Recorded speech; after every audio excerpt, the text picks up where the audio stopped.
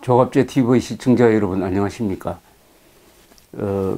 여당의 우원식 원내대표, 이분은 좀 과격한 이야기를 자주 하는 분인데, 어제 또 게르니카 뭐 등등 그 외국 사례를 들어서 이 국군에 대해서 상당히 모욕적인 발언을 했습니다.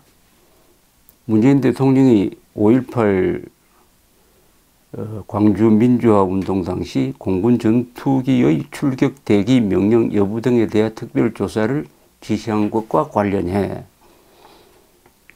한 맺힌 심정을 이제라도 풀어줄 수 있는 적절한 조치라고 이야기를 하면서 국회에서 열린 여당 정책조정회의에서 한 이야기입니다.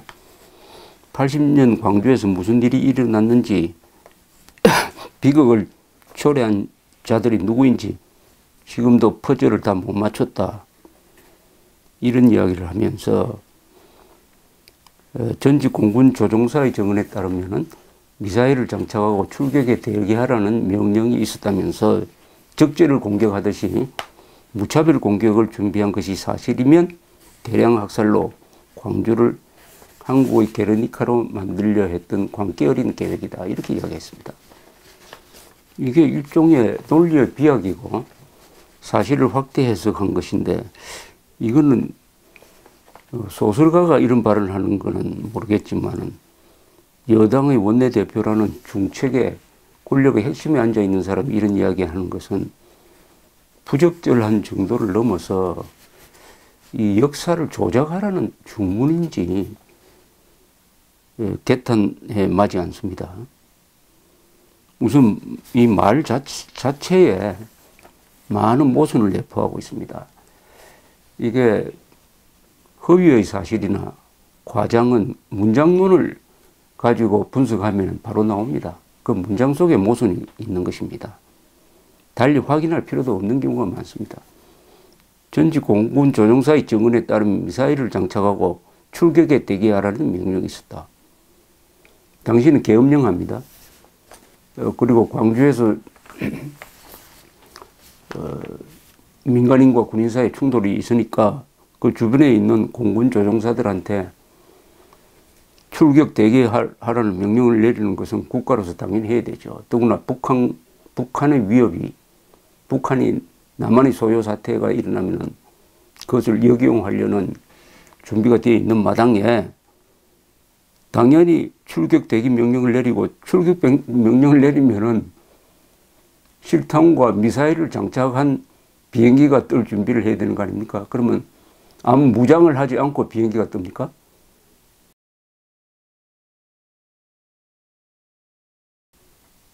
어디에도 광주를 폭격하라는 명령을 받았다는 이야기가 없습니다. 그런데 전투조종사가 딱 대기를 하면은 당연히 무기를 싣고 떠야 되는 거 아닙니까? 그걸 초계비행이라고 합니다. 초계비행. 그 준비를 했다 하고 있었다. 그게 광주 사태 중에 그런 준비가 있었다. 그런데 이 우원식 의원은 그것이 마치 적지를 공격하듯 무차별 공격을 준비한 것이 사실이면 하는 것은 상상을 한다는 거죠. 사실이면. 여기 상상을 한 데다가 여기다 또 하나 더 비약을 합니다. 그 뒷문장이 이래요. 보도된 바에 의하면 대량 학살로 광주를 한국의 게르니카로 만들려 했던 광기 어린 계획이다. 여기 한 서너 개의 비약이 있습니다. 사실로 확인된 것도 아닌 걸 가지고 사실이라고 규정을 하고, 거기에다가 상상을 두 개를 더 보태니까 대량 학살로 광주를 한국의 게르니카로 만들려고 했던 광기 어린 계획이 있었다는 듯이 여당의 원내대표가 이런 이야기를 해도 됩니까, 이거? 이 말 자체가 광기 어린 발언 아닙니까? 이 발언 자체가. 어떻게 게르니카에 비교합니까? 게르니카는 스페인의 바스크 지방에 있는 마을이었습니다. 스페인에 내전이 일어났습니다. 프랑코 군과 좌파 세력이 내전을 일으키니까 이 히틀러와 무솔리니는 프랑코를 지원해서 나섰어요. 1937년 4월 26일에 24대의 이 독일 전투기가 게르니카를 폭격을 해가지고 수백 명이 죽었습니다. 수백 명이 죽었어요.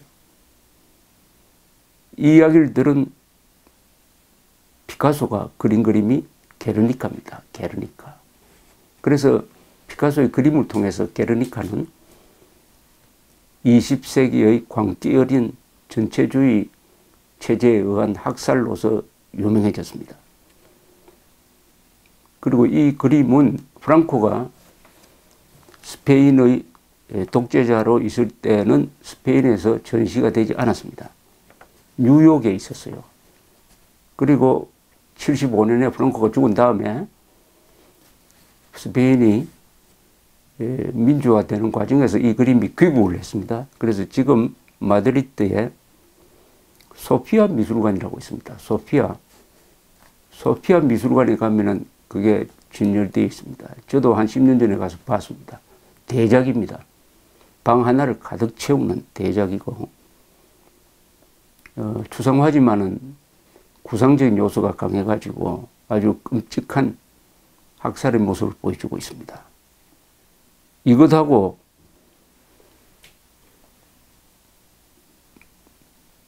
비행기에, 전투기에 출격 명령을 내린 것 사이에 무슨 관계가 있습니까? 그런데 이 피카소가 그린 게르니카는 전체주의의 만행을 폭로한 것인데, 이 피카소가 공산당원이었습니다. 프랑스 공산당원이었는데 공산당의 주문을 받고 1950년 무렵에 그린 문제의 그림이 또 하나 있습니다. 한국에서의 학살이라는 그림입니다. 이것은 미군이 민간인을 학살하는 그림을 그렸어요. 이 그림은 세계 공산주의자에 의해서 한국전에서 미군을 욕하는 선전물로 사용이 됐습니다. 이게 한국 교과서에 실렸던 적이 있습니다. 이 교과서가 공산당이 선전물로 사용한 것을 단지 피카소가 그랬다고 해가지고 미군을 욕하는, 음해하는 그 교과서가 실렸던 적이 있습니다. 그 무렵에 피카소가 미국을 방문하려고 그랬습니다. 또 자신이 그린 그림이 게르니카가 뉴욕에 보존돼 있으니까 미국 FBI에서는 피카소의 미국 입국을 거부했습니다. 반미적이다. 아무리 훌륭한 유명한 미술가라도 한참 싸우고 있는 미군을 음해한 그런 그림을 그린 사람 용서할 수 없다. 뭐 등등 이유로 입국 거부를 함으로써 피카소는 죽기 전까지 미국에 가본 적이 없습니다. 그 뒤에도 미국은 풀어주지 않았습니다. 예술은 국경이 없다는 것이 증명이 됩니다. 게르니카가 스페인에서 뉴욕에 와가지고 전시되고 있었으니까요. 그러나 그것을 그린 예술인에 대해서는 국적과 국가가 있는 거죠. 아무리 위대한 예술가라도 조국에 대해서, 자기 나라에 대해서 반대하는 행위를 하면은 입국 금지다. 이건 너무나 당연한 것인데, 오늘 우원식 대표의 발언에서 이 게르니카가 잘못 인용이 됐습니다. 잘못 인용이 됐어요. 여기에 또 김태년 정책위 의장이라는 사람은 또 거들고 나왔습니다. 이날 회의에서. 헬기 사격과 공군 전투기 부대 출격 대기에 대한 진상조사와 함께 누가 광주 시민을 향해 최초 발포 명령을 내렸는지도 명명백백하게 밝히길 기대한다. 이미 명명백백하게 밝혀졌습니다. 이분은 37년 동안 이루어진 국가적 조사 한 5차례쯤 있었던 국가적 조사 보고서를 읽지 않는 것 같아요. 그걸 보면은 발포 명령자는 없었다 하는 것이 명명백백하게 밝혀져 있습니다. 발포 명령자는 없었다. 자위적 발표만 있었다. 21일 1980년 5월 21일 전남도청 앞에서 시민들이 몰고 온 차량에 공수부대원이 깔려서 현장에서 죽으니까 순간적으로 발포를 한 게 시작이었다 하는 자세한 보고서가 있습니다. 만약 발포 명령자가 있었으면 그 사람 처벌 안 받았겠습니까?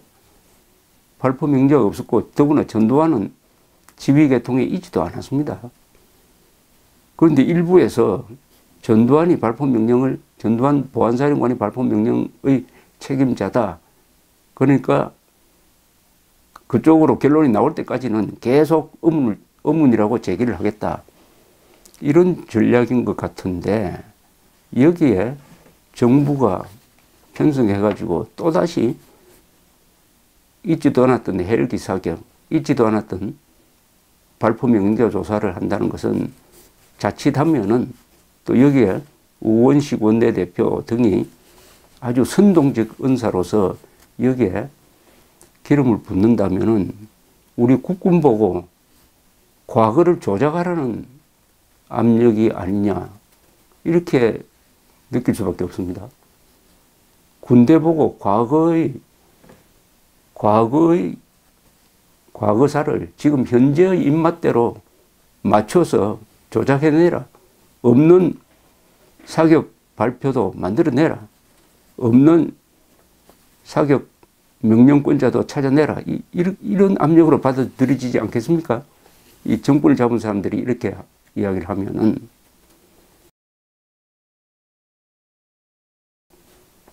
조지 오웰은 1984년이라는 책에서 오세아니아라는 전체주의 국가가 이 주민 통제를 하는데 역사 조작이 얼마나 중요한지, 중요한 독재의 방법인지를 자세하게 설명해 놨습니다. 이런 말을 했습니다. 이 소설에서 1984년에서 조지 오웰이 과거를 지배하는 자가 미래를 지배한다. 그런데 현재를 지배하는 자가 과거를 지배한다. 이런 말을 했습니다. 역사를 마음대로 조작할 수 있는 사람이 미래의 권력자가 된다. 그런데 누가 과거의 역사를 조작하느냐? 그건 현재 권력을 가져야 조작이 된다. 이렇게 이렇게 글을 하나 썼습니다. 역사 조작이라 하면은 1등이 김일성이 아닙니까? 가장 큰 역사 조작은 뭐냐? 1945년 8월에 소련군이 북한을 해방한 게 아니고 김일성의 혁명군이 들어와서 북한을 해방했다. 이렇게 조작을 했습니다.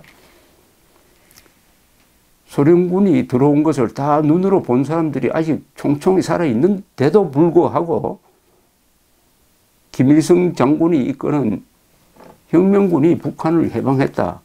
이걸 가르쳤습니다.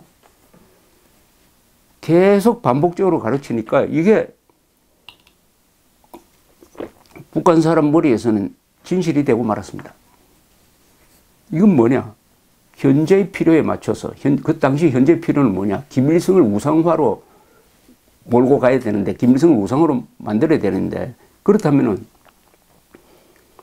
스탈린의 소련군이 북한을 해방했다 하는 것은 김일성의 우상화 작업에 장애가 된다. 그러니까 그 역사는 지워버리고 김일성이가 끌고 온 빨치산이 일본군을 이겨가지고 북한을 해방했다는 식으로 역사를 조작한 겁니다. 오늘의 필요에 의해서 과거를 조작하는 거죠.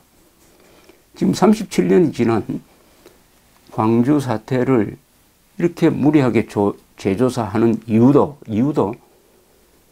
문재인 정부는 오늘의 필요에 맞추기 위한 것이다. 그 오늘의 필요에 맞추는 게 뭐냐?